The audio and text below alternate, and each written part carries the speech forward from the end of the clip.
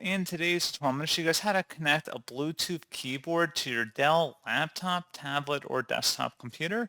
So this should hopefully be a pretty straightforward process here, guys. And without further ado, let's go ahead and jump straight into it. So all I have to do is open up the search menu and type in settings. Best result should come back with settings. Go ahead and open that up. Select Bluetooth and devices on the left panel, and then select at the top where it says devices. Select add device. Make sure your keyboard's powered up as well as connected to your Wi-Fi settings on your network, and then select Bluetooth. Follow along, do on-screen prompts, and that's pretty much all you have to do. So, as always, thank you guys for watching this brief tutorial. I do hope that was able to help you out, and I do look forward to catching you all in the next tutorial. Goodbye.